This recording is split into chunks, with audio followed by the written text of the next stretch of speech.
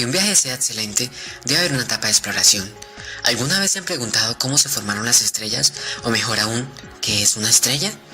Hablo sobre que resulta interesante cómo entender esto tan supuestamente ajeno a nosotros permite la existencia de la vida misma.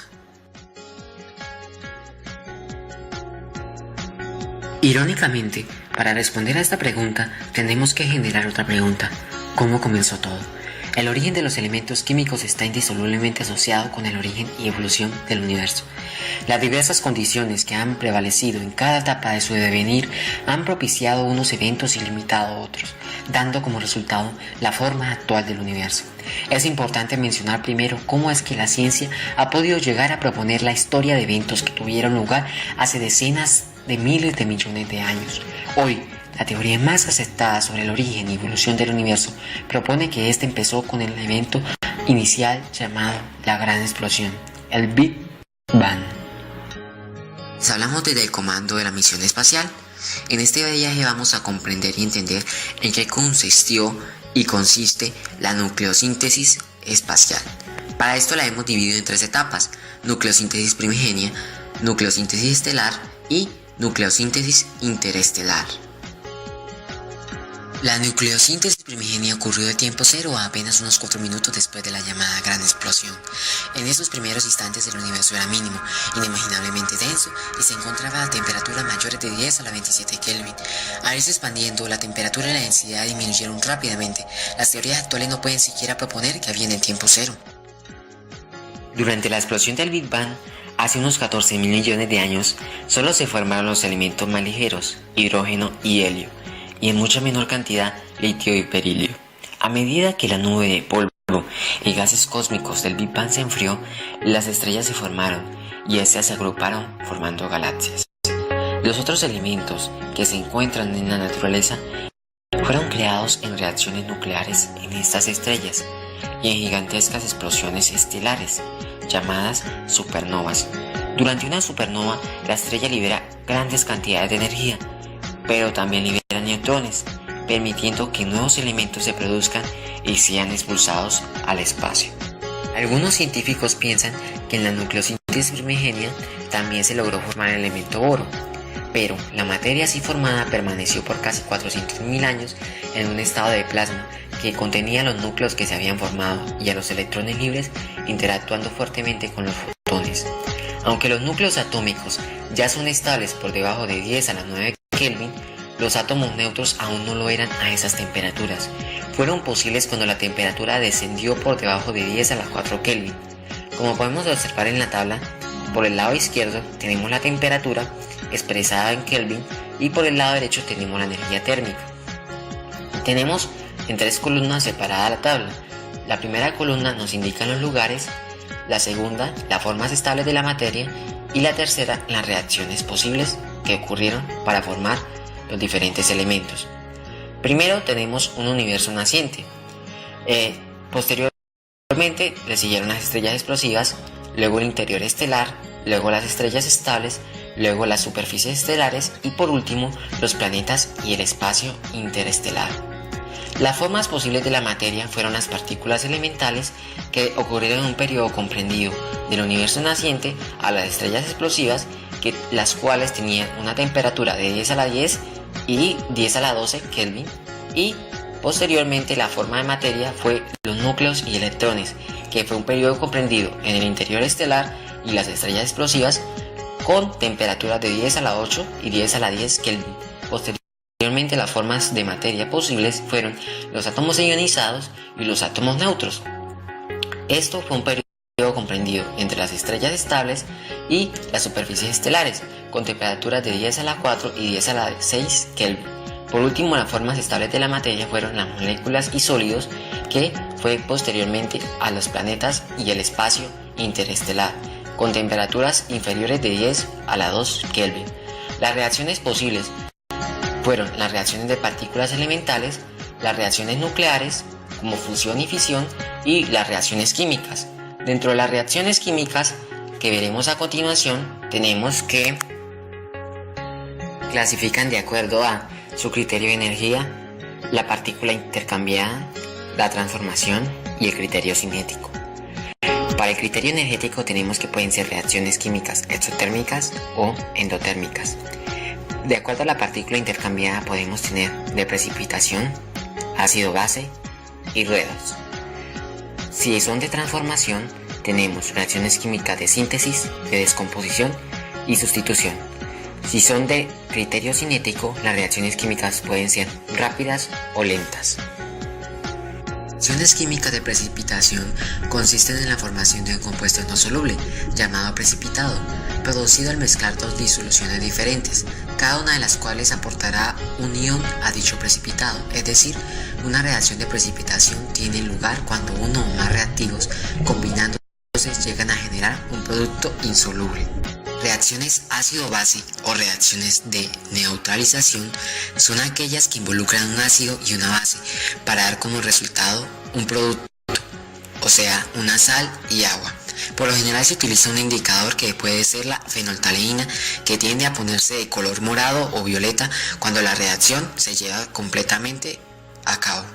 Reacciones redox o de oxidorreducción consisten cuando una sustancia se oxida y otra se reduce. Por lo general, a la sustancia que se oxida se denomina agente reductor, debido a que provoca la reducción de la otra sustancia, mientras que la sustancia que se reduce se le denomina agente oxidante, provoca la oxidación de la otra sustancia. Pero, ¿en qué consisten este tipo de reacciones? Consisten en el traspaso de electrones desde una sustancia X, el agente reductor, hacia una sustancia Y, el agente oxidante. Un ejemplo de la nucleosíntesis estelar es cuando se fusionan dos átomos de hidrógeno para convertirlo en helio y tres átomos de helio para convertirse en carbono. De la nucleosíntesis estelar se fusionan carbono y helio para formar oxígeno, ocupando el tercer lugar con abundancia relativa en el espacio.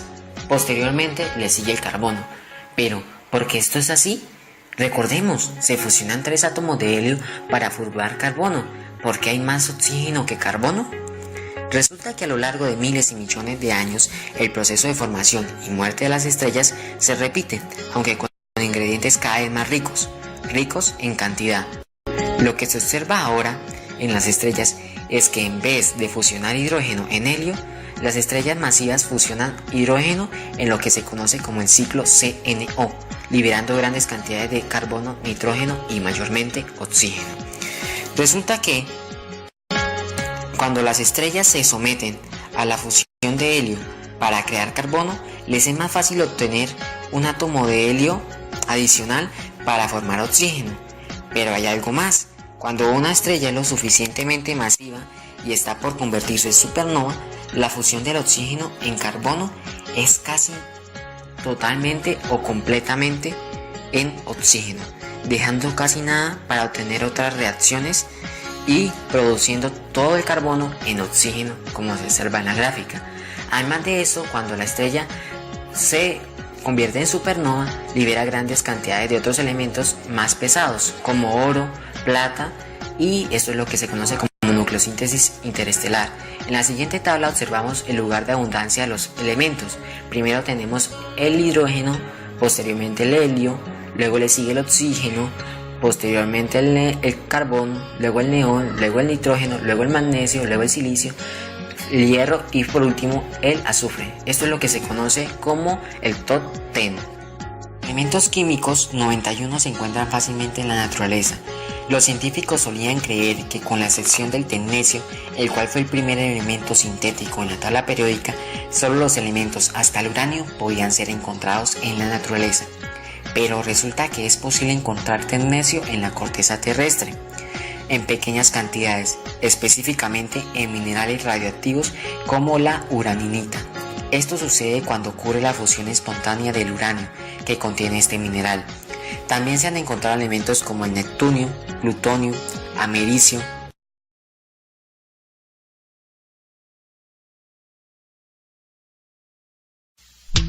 Chicos, ahora hablaremos acerca de la nucleosíntesis artificial. Es la que ocurre hoy en día debido a los reactores nucleares de fisión, las explosiones de bombas nucleares y los experimentos con aceleradores de partículas. Veamos. Un reactor nuclear es una cámara blindada donde se producen reacciones controladas para la obtención de energía, materiales como el plutonio y propulsión de buques o de satélites. Además, funciona dividiendo un núcleo pesado en núcleos livianos, liberando gran cantidad de energía. Veamos la primera imagen. La otra imagen muestra el reactor de fisión nuclear.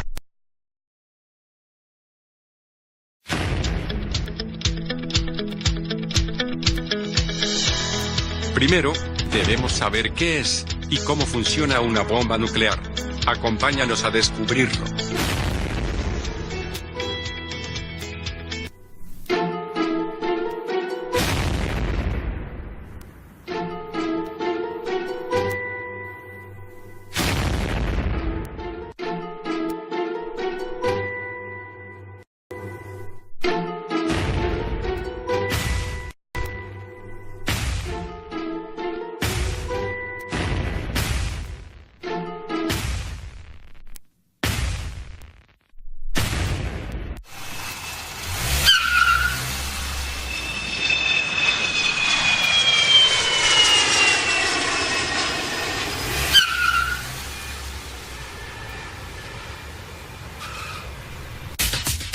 ¿Qué hay acerca de los experimentos que se realizan? Rápido, ya lo sabremos. 1, 2, 3.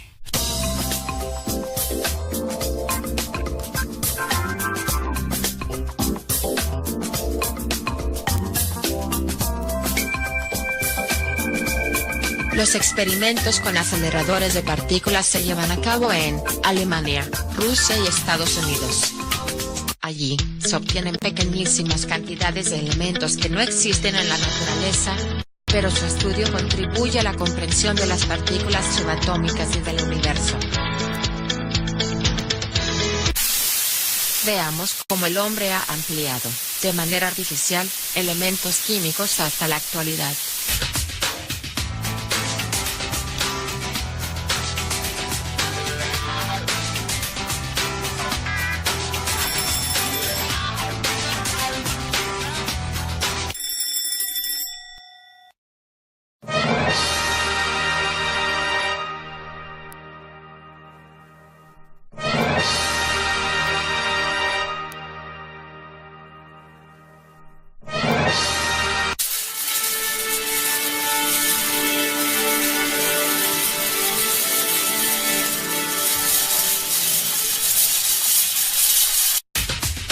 El primer elemento creado artificialmente fue el tecnecio.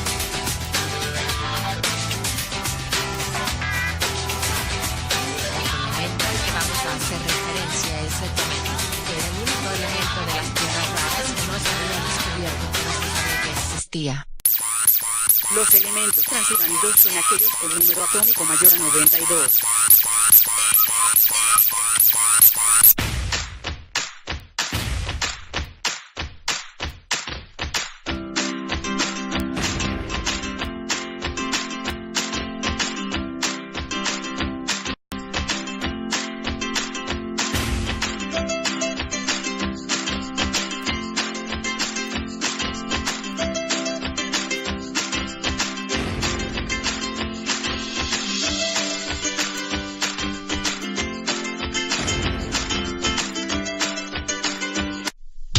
Los elementos transactínidos. De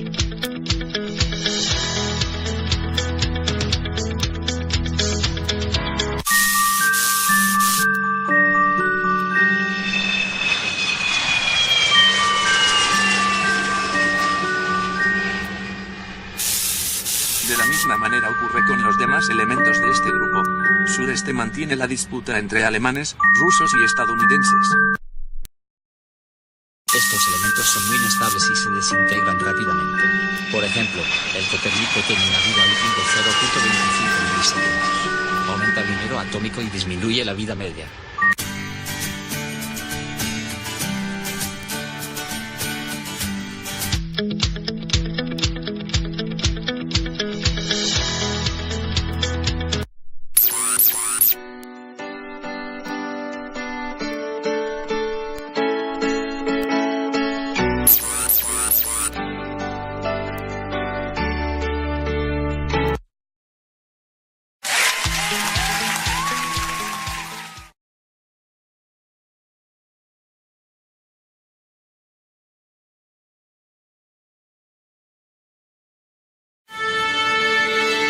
Macromoléculas, el comienzo de la vida. Seguramente has escuchado que somos hechos de polvo de estrellas, o que tenemos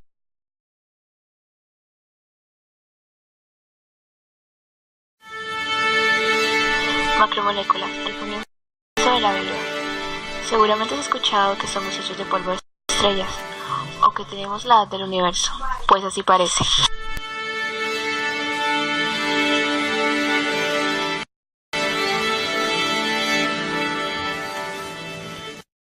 En un comienzo la atmósfera primitiva carecía de oxígeno, pero por el contrario era muy rica en metano, amoníaco e hidrógeno.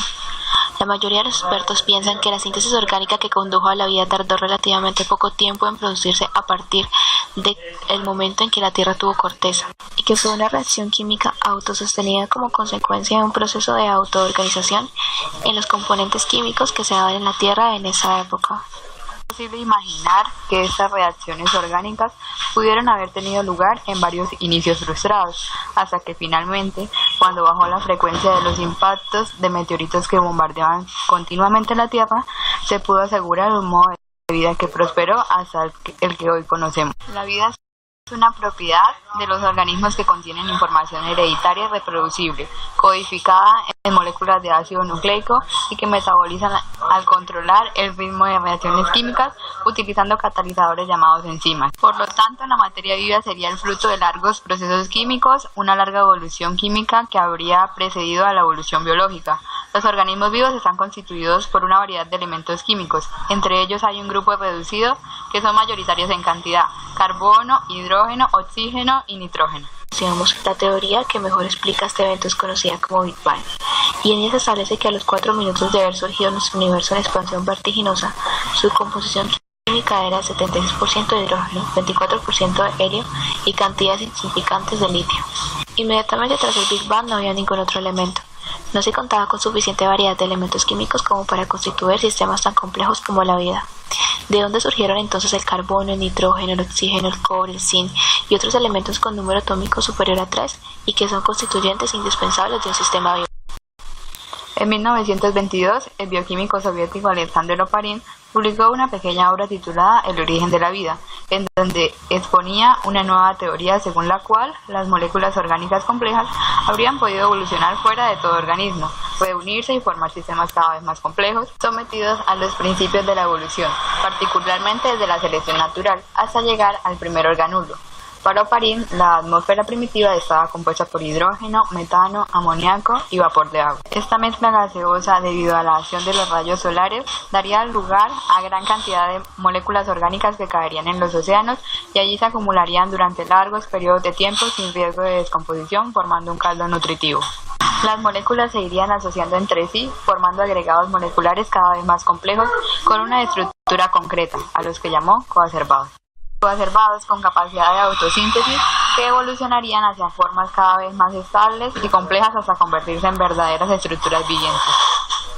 Los primordiales darían lugar por evolución durante millones de años al mundo vegetal y animal de nuestro planeta. El nacimiento de nuestro planeta tuvo lugar hace 4.600 millones de años, en que apareció en forma de una masa incandescente por condensación de la nube primordial que originó el Sol y los planetas del sistema solar.